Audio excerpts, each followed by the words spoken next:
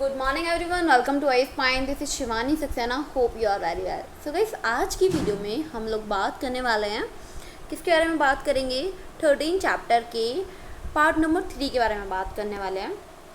Hope आपको 2 part के बारे में काफ़ी अच्छे से समझ आया होगा, फर्स्ट पार्ट के बारे में भी काफ़ी अच्छे से समझ आया होगा, क्योंकि मैंने कमेंट देखी आप लोगों की कोई कमेंट ही नहीं थी डाउट को लेके। सो स्टार्ट करते हैं 3 पार्ट के बारे में। 3 पार्ट में हम लोग जानने वाले हैं निर्वात के बारे में। आखिर ये जो वर्ड है निर्वात, इसका मीनिंग क्या होता है, इसकी डेफिनेशन क्या होती है। सो आइए जानते हैं। आपको पता है कि इसका मतलब क्या होता है। जहाँ पे वायु नहीं होती है, जहाँ पे क्या होता है, वायु नहीं होती है, वहाँ पे जो साउंड है वो भी गमन नहीं करता है।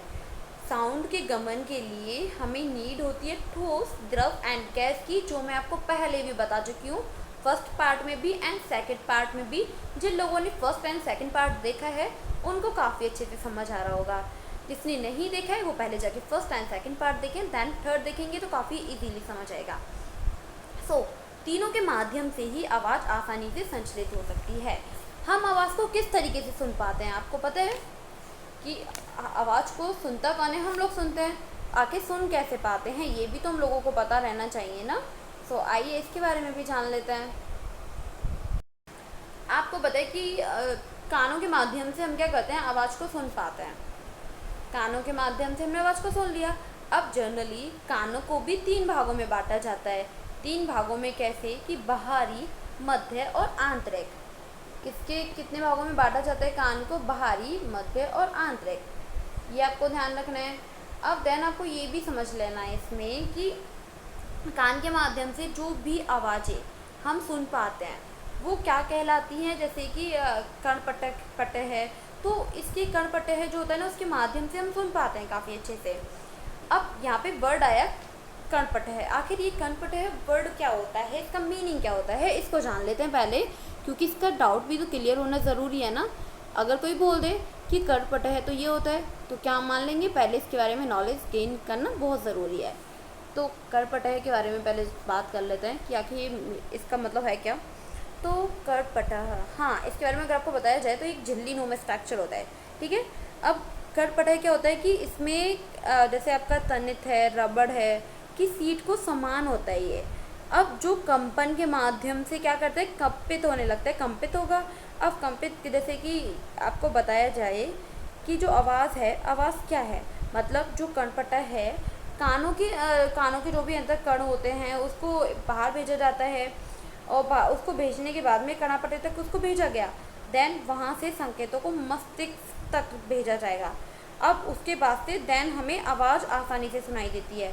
आपको लगता है कि आवाज़ किसी ने बोला और डायरेक्ट हमें सुनाई देगा, लेकिन उसका कुछ ऐसा प्रोसेस होता है कि पहले उसको कर्णपटय तक भेजा जाता है, फिर उसको मस्तिष्क तक भेजा जाता है, देन हमारे कानों तक आवाज़ आती है और काफ़ी इजीली हम लोग सुन भी पाते हैं।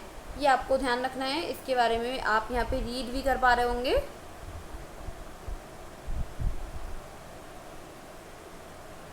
अगर आप चाहें तो इसे नोट भी कर सकते हैं एंड टू एंड। आपको पता है जो बाहरी कान होता है, जैसे बाहरी कान और जैसे मध्य कान हो गया, उसके बीच में कर्णपटय उपस्थित होता है। ये भी क्वेश्चन पुटअप किया जा सकता है कि जो कर्णपटय होता है वो कहाँ पे उपस्थित हो सकता है। आपसे क्वेश्चन में ये भी बोला जा सकता है कि बाहरी कान और मध्य कान के बीच में उपस्थित होता है, ठीक है। ये आपको नोट कर लेना है कहीं पे। इससे रिलेट करके काफ़ी घुमा फिरा के क्वेश्चन आपसे पुटअप किए जा सकते हैं, ये आपको अपने माइंड में फिक्स कर लेना है।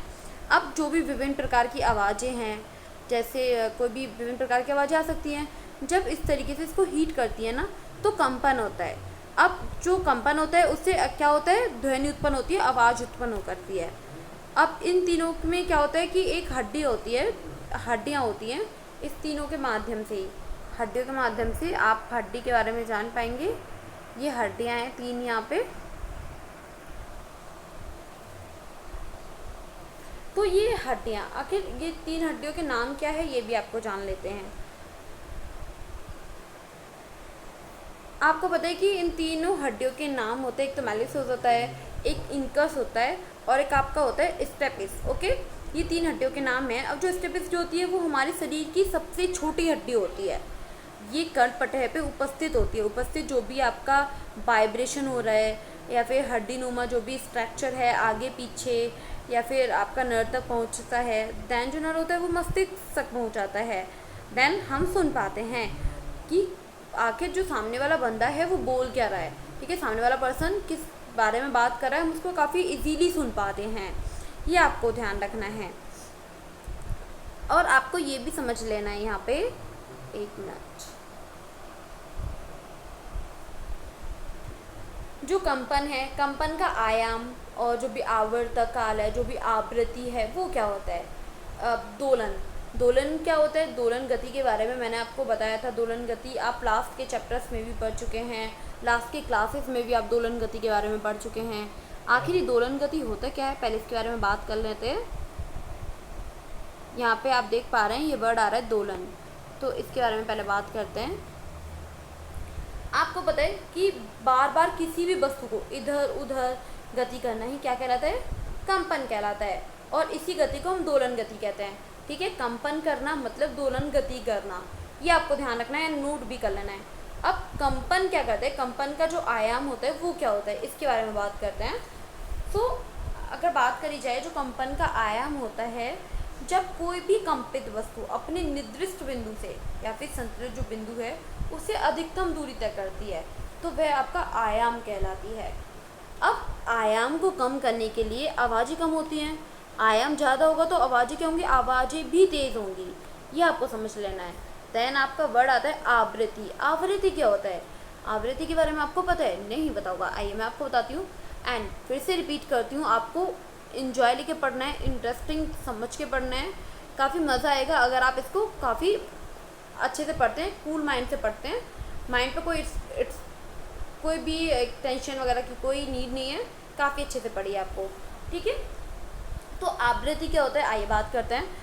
प्रति सेकंड मतलब प्रति सेकंड में होने वाले जो भी आपके दोलन की संख्या होती है, दोलन की आवृत्ति कहते हैं उसको, ये बताती है कि जो आवाज़ है वो कितना उत्पन्न हो रहा है एक सेकंड में। मतलब मनुष्य को काम कितने, जैसे कि मनुष्य एक सेकंड में कितनी बार सुन पा रहा है, तो इसी तरीके से आपको इसमें बताया गया है।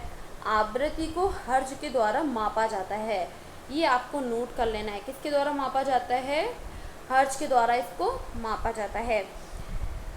अब H2 इसका आप देख पाएंगे यहाँ पे, तो इसका संकेत होता है वो होता है S2। ओके, मनुष्य मतलब 20 हर्ट्ज तक सुन सकता है, 20,000 हर्ट्ज तक मनुष्य आवाज़ सुन सकते हैं, ये आपको ध्यान रखना है। ध्वनि के लिए जो भी इम्पोर्टेंट कारक होते हैं वो कौन कौन से होते हैं, तो ध्वनि के लिए इम्पोर्टेंट कारक कौन से होते हैं, आवृत्ति होता है और आयाम होता है। आवृत्ति जिसके बारे में मैंने आपको बताया कि आवृत्ति होता क्या है, और आयाम के बारे में मैंने आपको बताया कि आयाम क्या होता है। आवृत्ति मतलब प्रति सेकंड में होने वाले दोलनों की जो संख्या होती है वो दोलन की आवृत्ति कहलाती है। अब मैंने आपको ये भी बताया था कि आयाम क्या होता है। आयाम क्या होता है, जब कोई भी कंपित वस्तु अपने निर्दिष्ट मतलब संतुलित बिंदु से अधिकतम दूरी तय करती है तो वो आयाम कहलाती है। एक एक वर्ड मैं काफ़ी अच्छे से आपको समझा रही हूँ और एक एक वर्ड आपको काफ़ी इजीली अच्छे से ही समझना है। जैसे मैं आपको पढ़ा रही हूँ, आप भी किसी और बंदे को पढ़ाएंगे तो आपके जो टॉपिक हैं बहुत ही अच्छे से क्लियर हो जाएंगे। आपकी जो साइंस है एकदम इतनी परफेक्ट हो जाएगी कि आप कोई भी कॉम्पिटिटिव एग्ज़ाम में इससे रिलेटेड क्वेश्चन काफ़ी इजीली कर पाएंगे। आप कोई भी कॉम्पिटिटिव एग्ज़ाम देते हैं तो उसकी साइंस को आप बहुत इजीली कर पाएंगे, उसके साइंस से जो भी क्वेश्चन वगैरह आते हैं तो आप उसको बहुत अच्छे से कर पाएंगे अगर आप वीडियो को एंड तक देखते हैं और टॉपिक को अच्छे से समझते हैं। कोई भी डाउट रहता है तो कमेंट बॉक्स में क्लियर कीजिए उसको। एंड एक बात ध्यान रखना, एंजॉय के साथ हमेशा पढ़िए, चाहे आप घर पे पढ़ रहे हैं, क्लास अटेंड कर रहे हैं, ट्यूशन में पढ़ रहे हैं, कॉलेज में पढ़ रहे हैं, स्कूल में पढ़ रहे हैं, कहीं पे भी आप पढ़ रहे हैं तो उसको इंटरेस्ट लेके पढ़िए। आपको समझ आया होगा आवृत्ति के बारे में भी, आयाम के बारे में भी, दोनों ही काफ़ी इंपॉर्टेंट हैं और दोनों से ही काफ़ी क्वेश्चन पुटअप किए जाते हैं घुमा फिरा के। इसीलिए आपको ध्यान रखना है। जो हड्डी और 3 हड्डी के मैंने आपको नेम बताए थे, इंकश है, स्टिप्स है, तो ये नेम आपको याद रखना है, चाहे तो आप नोट भी कर सकते हैं। अगर इस वीडियो को लेके आपके मन में कोई भी डाउट है, कोई भी प्रॉब्लम आपको समझने में आ रही है तो आप उसे कमेंट बॉक्स में ज़रूर क्लियर कर सकते हैं। अगर आपको पसंद आती है आप इसे लाइक, कमेंट में शेयर करना बिल्कुल ना भूलें। सो आज के लिए इतना ही। और आप सभी लोग अपना एंड अपनी फैमिली का पूरा ध्यान रखिए, काफ़ी अच्छे से पढ़ाई कीजिए। हो सकता है कि कुछ लोग ऐसे हैं जो डिमोटिवेट हो रहे होंगे, बट ऐसा आप बिल्कुल, आपको हार मानने की ज़रूरत नहीं है। कोशिश करें, ज़रूर होगा। एंड साथ में प्रॉपर रेस्ट की भी नीड है, तो आप आराम से रेस्ट भी करिए, पढ़िए भी। कोई भी प्रॉब्लम आती है तो आप हम लोगों को बताइए, आईएएस पेंट की पूरी टीम आप लोगों के साथ है। सो आप काफ़ी अच्छे से पढ़िए एंड हेल्थ का ध्यान रखिए। Thank you so much, bye bye, take care.